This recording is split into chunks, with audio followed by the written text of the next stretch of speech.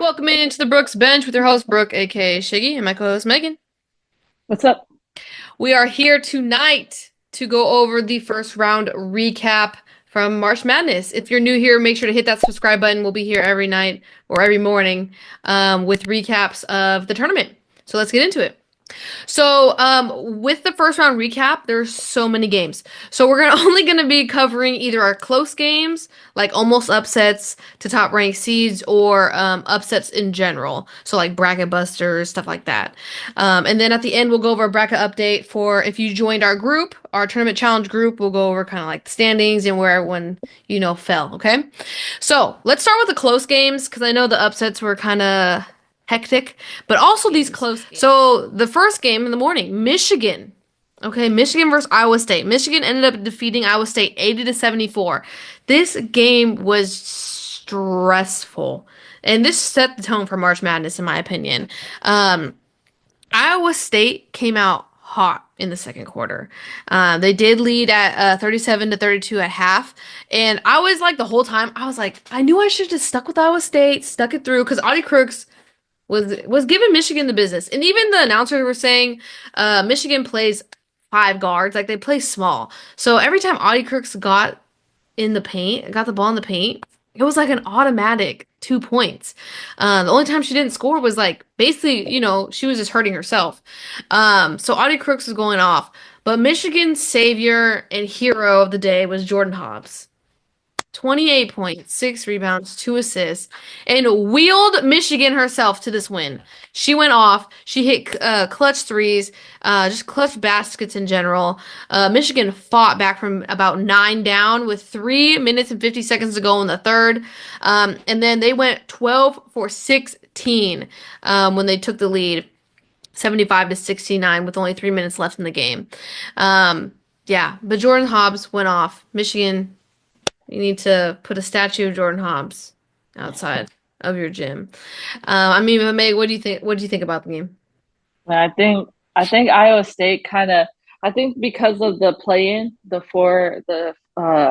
Mm-hmm. the four teams First that four, had to yeah, do the first four that had to do the play-in. yeah. I think it kind of helped Iowa State in a way because Okay. it allowed them to get in the move. Like it's when you have more days off, especially like if any tournament where you're the one seed and you get those buys. Yeah. The downfall is that you don't get in the rhythm working up to Mm-hmm. the game. And Yeah. I think it helped Iowa be able to come out with such a hot start Yeah. compared to Michigan. But Michigan, they fought back to win this one, Yes. but it was a no biter. I did not think, after seeing Iowa play in that last game, Iowa State. yeah, Iowa State play in Uh-huh. the last game. I was nervous. I was like, I well, know, I right? don't think they're even gonna be in this game with Michigan, but they Yeah. came out hot and it was a competitive game. Yeah. And I agree when I think it was like in the first half, Michigan was only shooting like 30%. Yeah. Like the first quarter, Michigan looked great. I was like, okay, this is gonna be easy. And then Iowa State came out popping. They got adjusted to Mm-hmm. Michigan's defense, and Michigan could not buy a basket. Mm-hmm. And another stat I saw, Michigan had 0 bench points. Yeah. That's always been our concern with Michigan. I feel like why they can't get over that hump. Um, so yeah, but Michigan played well. They came back. They won the game. I do want to point out Iowa State. They did shoot well from the field, 50%, but their free throws percentage was only 55%. So kind of struggled there on the line. And Michigan Yeah. also had 21 points off turnovers. So the little things, right, made this 6 point difference. Yep. So great day, great game to start off the tournament. Michigan will now play Notre Dame. I know I personally have Notre Dame. Megan, did you pick something crazy? Nope. Okay. Played it safe, Notre Dame. Over to the next close game, Kentucky defeating Liberty 79-78. And when I tell you, this shocked me because I left maybe in the third when they were up like 20 points or something like that. Mhm. But Meg, I know you watched the end of this game. Can you tell us what happened to Kentucky? Yeah. I mean, this was one of those games where, you have it on and you see, okay, it's getting out of hand. So you start focusing on another game. Yeah. And this one pretty much started during the Iowa and Michigan game, Iowa State and Hmm. Michigan game. Yeah. And so, a lot of my focus was going to that game. So the Yeah. first half, I mean, you saw Kentucky was winning. It was like, nothing to worry about down there. I Yeah. think Georgia Moore had like 24 points in the first half. Like Yeah. she was dominant like from the jump. Hmm. So it was just like, whatever. Well, Yeah. then when Iowa State's game ended, Yeah. I started focusing, and then we get into the fourth, and it's just like, wow, Kentucky's defense just was getting lackadaisical. Hmm. What a word. But but yeah, it was like they were just like not doing stupid things, letting them score easy. Like, Yeah. I think one point they let the girl go kind of like backdoor, and they're looking at each other like, who had her? So I'm like, what is going Mm. on? And Hmm. then the Liberty, one of the, I don't even know her name, she hit a clutch three that kind of Yeah. just changed momentum a little bit, and then Yeah. started giving Liberty light, and it Hmm. just kept growing from there. Yeah. She Yeah. hit the Yeah. three, then this other girl was getting to the basket, drawing fouls, and then making their free throws. Hmm. And I'm like, oh my gosh, what's going on? It got stressful. Like Yeah. Kentucky really was about to lose this game. And I really think Liberty dropped the ball at the end because I can't remember exactly, but I think it was like maybe 8 seconds left on the clock, Hmm. and they're down by 1 point. Hmm. And Georgia Moore had the ball, and all they had to do was like foul just to play the free throw game. I mean, Hmm. it would have at least given them a chance to like see if they missed free throws, and then see if Yeah. they could get like just a Hail Mary like shot off. Yeah. And they didn't even foul. They just let the time run out. So I was a little confused there of like, Yeah. did you just give up? Like, what happened Yeah. there? Yeah. But yeah, talk about a complete nail biter at the end. It was like, Hmm. wait, is Kentucky really dropping the ball? And this is just the second game Yeah. of March Madness. Like, what is going Yeah. on? Yeah. Yeah, it was crazy. Yeah, well, Georgia Amore, she ended with 34 points, 2 rebounds, 8 assists. Claire Strack, 15 points, 10 rebounds, 2 steals. And then Emmy Stout for Liberty off the bench, 20 points. And I was reading, like, I was trying to catch the highlights of the game because I didn't get to see the end. But you were Yeah. saying the player that shot the three that changed momentum. Yeah. So I was reading, her name's Avery Mills, and that was her only basket of the entire game. Yeah, it was a shocker. Crazy. And it was, Yeah. guys, don't get me wrong. I know I had said that their defense got slacky. No, she was defended on this three and still made it. Yeah. Like, I thought it was well defended, but then after that, then they started letting people go back door and get to the Yeah. lane. And it's So, crazy because Kentucky shot well. I mean, 41% from the three, 41% from the field. But Liberty, not too shabby as well. They out rebounded Kentucky 41-32. They had 40 mhm. points in the paint compared to Kentucky's 24. So, I mean, Liberty really bounced back in this game. It's crazy though, because March is March. Anything can happen. But yeah, Kentucky will now play Kansas State. And now I'm kind of nervous for Kentucky after Yeah, this happened because Kansas State handled business with their game. Ayoka Lee was back. She had a really good game as well. yeah. So now I'm kind of concerned for Kentucky. I was real confident for Kentucky, but after I think this if you game, just take the fourth quarter out of the equation, they're I fine. would I wouldn't be worried. Okay. I think they started to get comfortable. Like, oh, we got this, and I think maybe that started to kick in too early. I don't know, Yeah. but it was, yeah, that was. I think they hopefully they learned their lesson. Yeah, for You real. can't let up. Yeah. It's March So Madness. You can't let up. you can't. With the next matchup, did you have Kansas State or Kentucky? Kentucky. Okay. Yeah, I think this is gonna go be a bracket buster depending on who wins. I feel like this is a yeah. close matchup for people's brackets. Okay, next close game, we have Louisville defeating Nebraska 63-58. And it's crazy because I know when we did our joint bracket selection, I said pick Nebraska, and I'm not gonna lie to you guys on my personal bracket. I flipped it at the last second. I chose Louisville. So You convinced her. I damaged our pod bracket, but I picked it right on mine. But I mean, it was a close game. Nebraska came out. They did really well. Louisville was led by Tajana Roberts, 16 points, 2 rebounds, 2 steals. Olivia Cochran, 14 points, 5 rebounds, 1 block. And then Britt Prince for Nebraska, 14 points, 6 assists, 3 rebounds. I mean, it was a very back and forth game. The Uh-huh. biggest lead the Nebraska had was 32-27. Louisville was up at halftime, 36-32, when Roberts went on a 9-0 run herself. Nebraska missed 10 shots in a row, okay? So it was back and forth till this point. Um, but yeah, Nebraska did find themselves down 42-36, but were able to go ahead 54-50 with 3 minutes left in the fourth quarter. And then it kind of just went back and forth. I know Nebraska had a chance. Um, what was it, to tie it or go? I think it was to tie. And they drew a charge on Britt Prince, I believe, Yeah, and fouled her out. And it was yeah. just a heartbreaker. I was like still kind of pulling for Nebraska. I'm not gonna lie to you, but it was a heartbreaking ending on that note. Hmm. But Louisville, man, I still don't trust them. I know this is as far as I had Louisville going, Yeah. but what did you see in the game?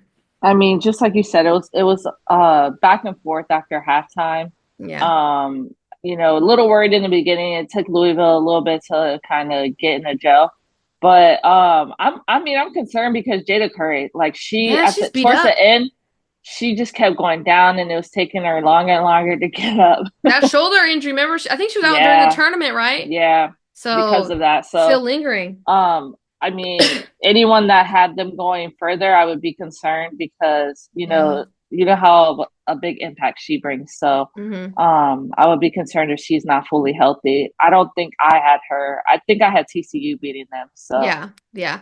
And I mean, what helped out Louisville is Nebraska turned the ball over 24 times and yeah. Louisville had 27 points off of turnovers. So that's something to mention because Nebraska was shooting well, 44% from the field, 40% from three. So I mean, turnovers, killer, right? Nebraska Hmm. also didn't shoot well from the free throw line, only 50%. So I mean, those little things cover the difference. So Louisville will be taking on TCU. Like we said, we had TCU advancing. I'm not sure Yeah. a lot of people had Louisville winning. I'm glad we get the Haley Van Lith rematch that we were waiting for last year, never got. So we get it this year. Um, that's why I kind of changed it at the last minute. I was like, wait, this is the rematch we've been waiting about a year for, right? So that'll be an exciting game.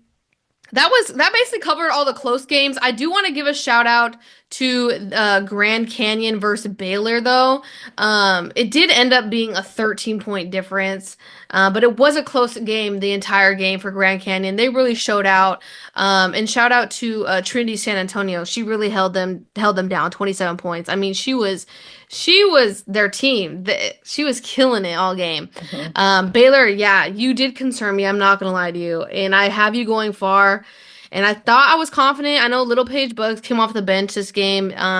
Didn't play that many minutes, but still. Some concerns. I did want to shout out the game because I know it wasn't too close at the end, but the entire game, I was like, Baylor, what are you doing? Wake up. Hmm. But yeah, they pulled away in the fourth. Um, but let's go over the two upsets that did happen in today. The first game was Indiana upsetting Utah 76-68. I'll let Meg talk about this one. She got to witness this game and she said I jinxed it at the end for Indiana, even though Indiana still won the game. So Meg, go ahead. Yeah. So this was a close game, like pretty much all the way to the end.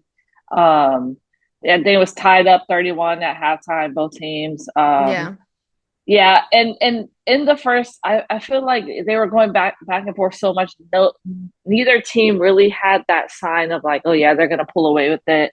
Hmm. Um, and then I think, well, I thought Indiana had more of the upside in my opinion. But how do you say her name? Gianna Neepkins. Neepkins, yeah.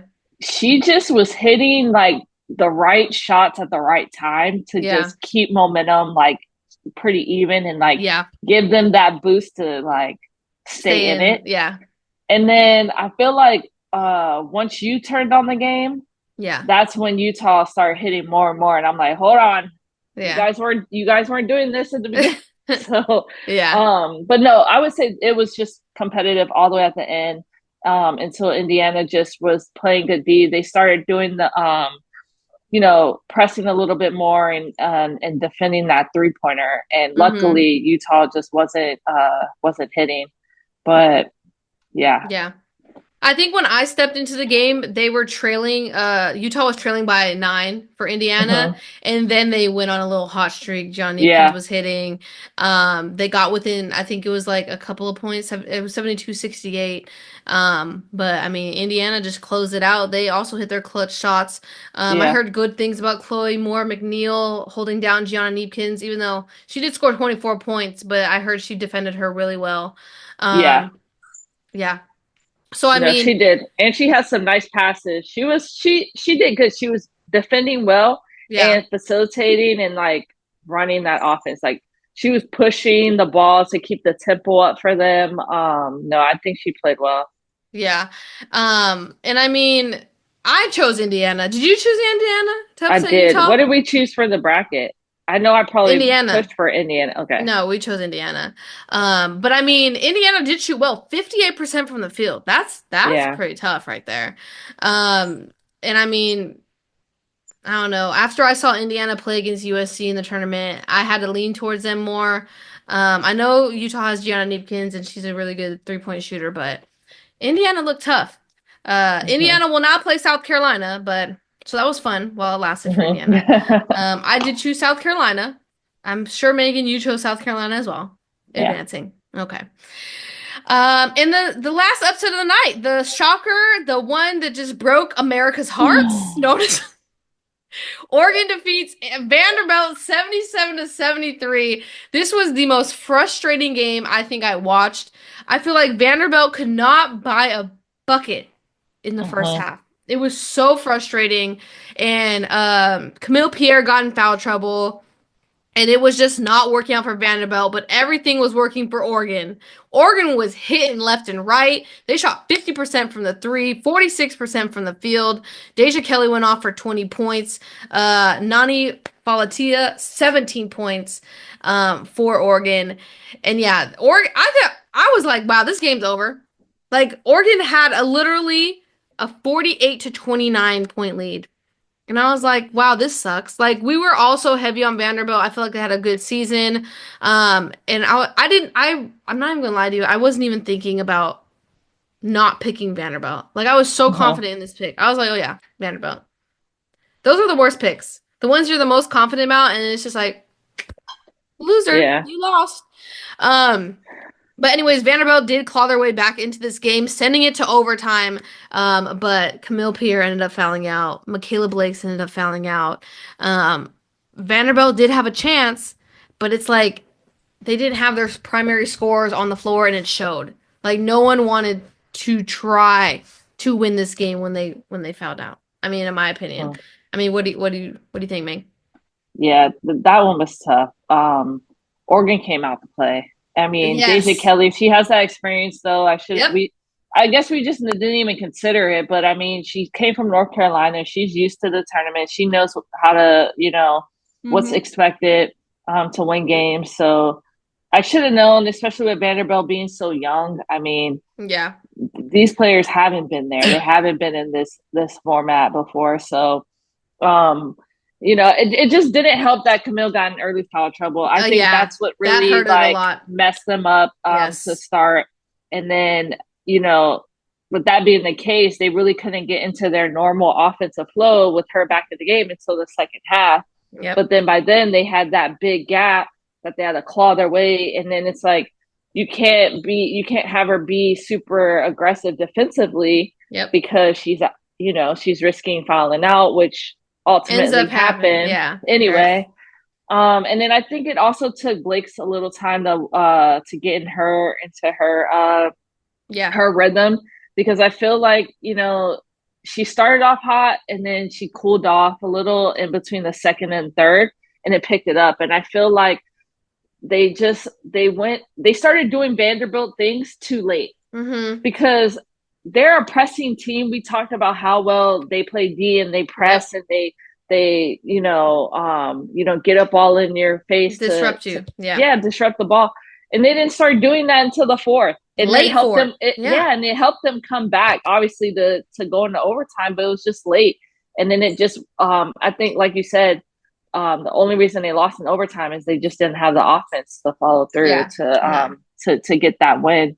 Um, but that was a heartbreaker because I wanted Vanderbilt to move on. I was really rooting for them, so that was my first definitely bracket buster. Yeah, I almost went perfect until this game. This game killed it right here. Yeah, Yeah, this was a bummer. But I mean, Oregon played really well. The only bummer, they had 19 turnovers and Vanderbilt had 19 points off turnovers.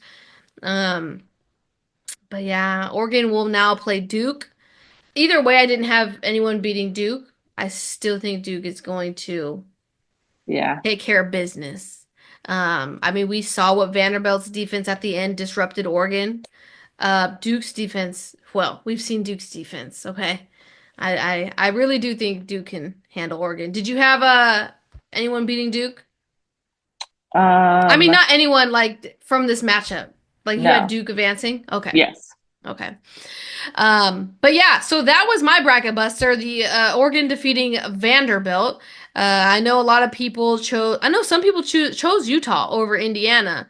Did hmm. any of these games or even maybe another game? Maybe you gambled on a Maybe that Georgia Tech Richmond game Megan. because that hurt me. Woo! Richmond came out to play. Obviously, we won't be covering that because Richmond handled business and it was not an upset. So, yeah, But it was Richmond, a bracket Megan. buster for Yep, some. for some, for Megan. No, honestly. So let us know who broke your bracket, or do you have a perfect bracket? I know in our tournament challenge, let me bring it up. All right, so I just wanted to go over our tournament challenge. So we actually had 57 people that joined. Right now we have what, 9 people? 8 people that are tied in first, 150 points. The rest are at 9. Meg, where are you in this? 9. Tied 9, and you and Brooke tied at 9 in ninth place right now. Mm-hmm. Um, but I know on tomorrow there's gonna be a lot of close games. We'll just preview. Mm-hmm. We'll preview a little bit of mine really quick because I know I had some controversial picks in my personal opinion, like Harvard, Michigan. I chose Harvard. Meg, I know you chose Michigan State. So this might be a bracket buster for some. California, Mississippi State, I know it's probably going to be a bracket buster. Illinois, Creighton. There's going to be a lot, I think, that are going to be bracket busters. Oklahoma State, South Dakota. Megan, what did you choose on that one? Um, I chose Oklahoma. South Dakota State.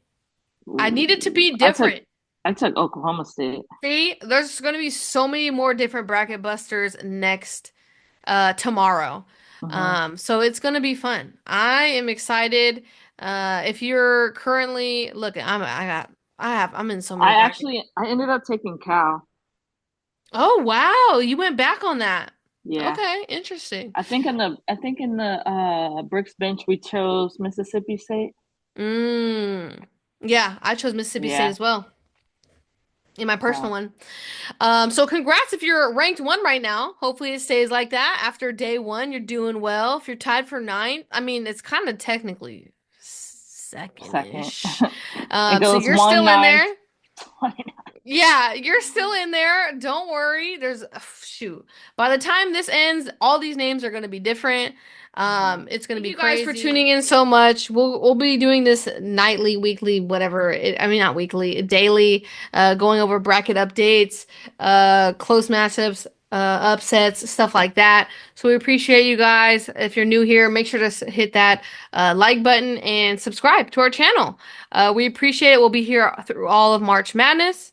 So yeah, we'll see you guys tomorrow. Peace. Peace.